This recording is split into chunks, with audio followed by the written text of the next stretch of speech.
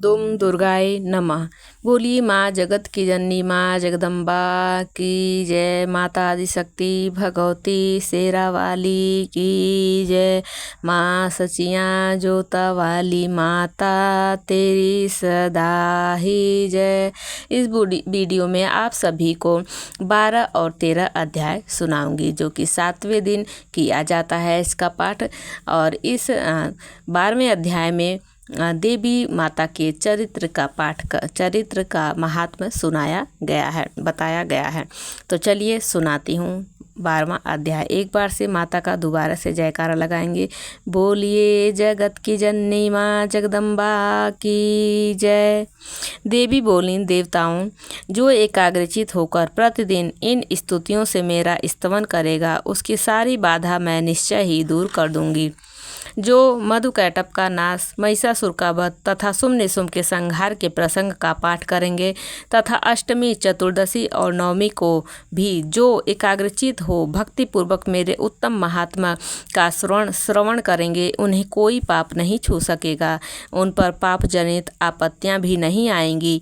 उनके घर में कभी दरिद्रता नहीं होगी तथा उनको कभी प्रेमी जनों के बिछोह का कष्ट भी नहीं भोगना पड़ेगा। इतना ही नहीं, उन्हें शत्रु से, लुटेरों से, राजा से, शस्त्र से, अग्नि से तथा जल की राशि से भी कभी स्वयं भय नहीं होगा। इसलिए सबको एकाग्रचित होकर भक्तिपूर्वक मेरे इस महात्म्य को सदा पढ़ना और सुनना चाहिए। यह परम कल्याणकारक है।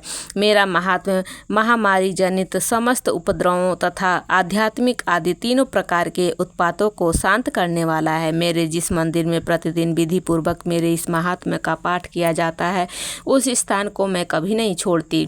वहाँ सदा ही मेरा सन्निधान बना रहता है। बलिदान, पूजा, होम तथा महोत्सव के अवसरों पर मेरे इस चरित्र का पूरा पाठ और श्रवण करना चाहिए। ऐसा करने पर मनुष्य विधि को जानकर या बिना जाने भी मेरे लिए जो बलि, पूजा या होम आदि करेगा, उसे मैं बड़ी प्रसन्नता के साथ ग्रहण करूंगी। शरत काल में जो वार्षिक महापूजा की जाती है, उस अवसर पर जो मेरे इस महात्म्य को भक्तिपूर्वक सुनेगा, वह मनुष्य मेरे प्रसाद से सब बाधाओं से मुक्त तथा धन धान्य एवं पुत्र से संपन्न होगा।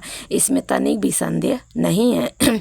मेरे इस महात्म्य, मेरे प्रादुर्भाव की सुंदर कथाएं तथा युद्ध में किए हुए मेरे पराक्रम सुनने से मनुष्य निर्भय हो जाता है। मेरे महात्म्य का श्रवण करने वाले पुरुषों के शत्रु नष्ट हो जाते हैं, उन्हें कल्याण की प्राप्ति होती तथा उनका कुल आनंदित रहता है। सर्वत्र शांति कर्म में बुरे स्वप्न दिखाई देने पर तथा ग्रह जनित भयंकर पीड़ा उपस्थित होने पर मेरा महात्म्य श्रवण करना चाहिए। इससे सब विघ्न तथा भयंकर ग्रह पीड़ाएं शांत हो जाती हैं और मनुष्यों द्वारा देखा हुआ दुख स्वप्न शुभ स्वप्न में परिवर्तित हो जाता है। बाल ग्रहों में आक्रांत हुए बालकों के लिए यह महात्म्य शांतिकारक है तथा मनुष्यों के संगठन में फूट होने पर यह अच्छी प्रकार मित्रता कराने वाला होता है। यह महात्म्य समस्त दुराचारियों के बल का नाश कराने वाला है। इसके पाठ मात्र से राक्षसों, भूतों और पिशाचों का नाश हो जाता है। मेरा यह सब महात्म्य मेरे सामीप्य की प्राप्ति कराने वाला है। पशु, पुष्प, अर्घ, धूप, दीप, गंध आदि उत्तम सामग्रियों द्वारा पूजन करने से, ब्राह्मणों को भोजन कराने से, होम करने से, प्रतिदिन अभिषेक करने से, नाना प्रकार के अन्य भोगों को अर्पण करने से तथा दान देने आदि से 1 वर्ष तक जो मेरी आराधना की जाती है और उससे मुझे जितनी प्रसन्नता होती है, उसकी प्रसन्नता मेरे इस उत्तम चरित्र का एक बार श्रवण करने मात्र से हो जाती है। यह महात्म्य श्रवण करने पर पापों को हर लेता है और आरोग्य प्रदान करता है। मेरे प्रादुर्भाव का कीर्तन समस्त भूतों से रक्षा करता है तथा मेरा युद्ध विषयक चरित्र दुष्ट दैत्यों का संहार करने वाला है। इसके श्रवण करने पर मनुष्यों को शत्रु का भय नहीं रहता। देवताओं, तुमने और ब्रह्म ऋषियों ने जो मेरी स्तुतियां की हैं तथा ब्रह्मा जी ने जो स्तुतियां की हैं, वे सभी कल्याणमयी बुद्धि प्रदान करती हैं। वन में, सूने मार्ग में अथवा दावा नल में घिर जाने पर, निर्जन स्थान में लुटेरों के दाव में पड़ जाने पर या शत्रुओं से पकड़े जाने पर अथवा जंगल में सिंह, व्याघ्र या जंगली हाथियों के पीछा करने पर, कुपित राजा के आदेश से बध या बंधन के स्थान पे ले जाने पर अथवा महासागर में नाव पर बैठने के बाद भारी तूफान से नाव के डगमग होने पर और अत्यंत भयंकर युद्ध में शस्त्रों का प्रहार होने पर अथवा वेदना से पीड़ित होने पर कि बहुना सभी भयानक बाधाओं के उपस्थित होने पर जो मेरे इस चरित्र का स्मरण करता है वह मनुष्य संकट से मुक्त हो जाता है। मेरे प्रभाव से सिंह आदि हिंसक जंतु नष्ट हो जाते हैं तथा लुटेरे और शत्रु भी मेरे चरित्र का स्मरण करने पर पुरुष से दूर भागते हैं। ऋषि कहते हैं, यूँ कहकर प्रचंड पराक्रम वाली भगवती चंडिका सब देवताओं के देखते देखते वहीं अंतर्ध्यान हो गई।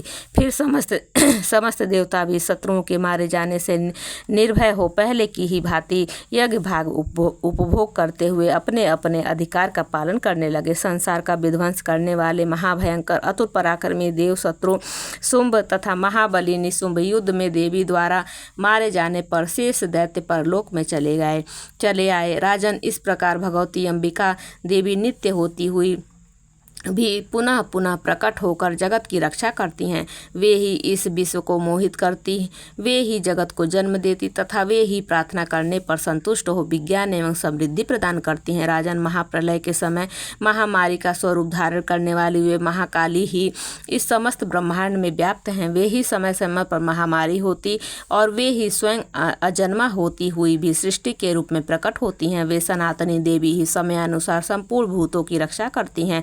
मनुष्यों के अभ्युदय के समय वे ही घर में लक्ष्मी के रूप में स्थित हो उन्नति प्रदान करती हैं और वे ही अभाव के समय दरिद्रता बनकर विनाश का कारण होती हैं।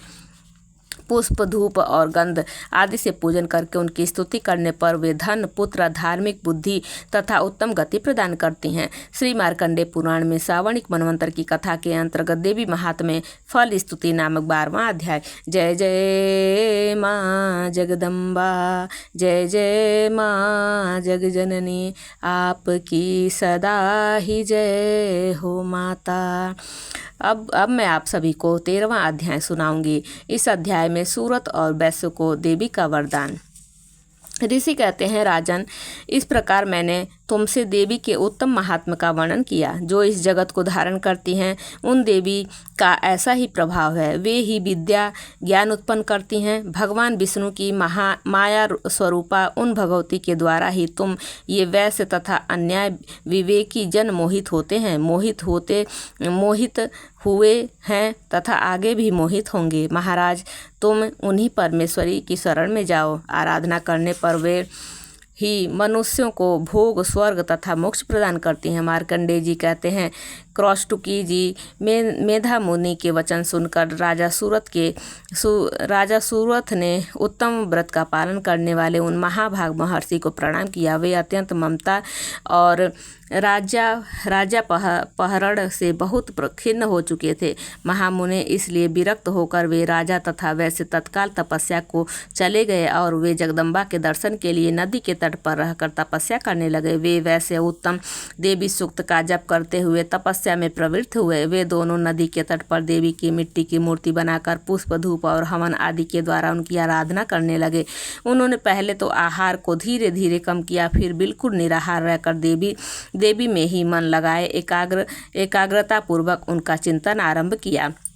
वे दोनों अपने शरीर के रक्त से प्रोक्षित बलि देते हुए लगातार 3 वर्ष तक संयम पूर्वक आराधना करते रहे। इस पर प्रसन्न होकर जगत को धारण करने वाली चंडिका देवी ने प्रत्यक्ष दर्शन देकर कहा। देवी बोली, राजन तथा अपने कुल को आनंदित करने वाली वैश्य, तुम लोग जिस वस्तु की अभिलाषा रखते हो वह मुझसे मांगो, मैं संतुष्ट हूँ, अतः तुम्हें सब कुछ दूंगी।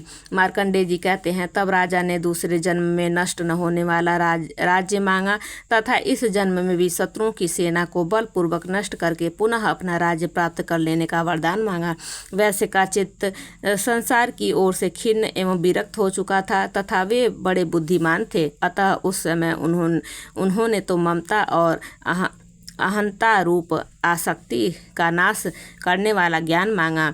देवी बोली, राजन, तुम थोड़े ही दिनों में शत्रुओं को मारकर अपना राज्य प्राप्त कर लोगे और अब वहाँ तुम्हारा राज्य स्थिर होगा। फिर मृत्यु के पश्चात तुम भगवान सूर्य के अंश से जन्म लेकर इस पृथ्वी पर सावणिक मनुष्य के नाम से विख्यात हो गए। वैश्वर वर, तुमने भी जिस वर को मुझसे प्राप्त करने की इच्छा की है उसे देती हूँ, तुम्हें मोक्ष के लिए ज्ञान प्राप्त होगा। मार्कंडेय जी कहते हैं, इस प्रकार उन दोनों को मनवांछित वरदान देकर देवी उनके द्वारा भक्तिपूर्वक अपनी स्तुति सुनकर देवी अंबिका तत्काल अंतर्ध्यान हो गई। इस तरह देवी से वरदान पाकर क्षत्रियों में श्रेष्ठ सूरथ सूर्य से जन्म ले सावणी नामक मनु होंगे। श्री मार्कंडेय पुराण में सावणिक मनवंतर की कथा के अंतर्गत देवी महात्म्य सूरथ और वैश्व को वरदान नामक 13वां अध्याय। बोलिए माँ जगजननी माँ जगदम्बा की जय। जय जय माँ जगजननी। ओम दुम दुर्गाये नमः। सर्वमंगल मांगल्ये शिवे सर्वार्थ साधिके शरण्ये त्र्यंबके गौरी नारायणी नमोस्तुते। जय जय माँ जगजननी।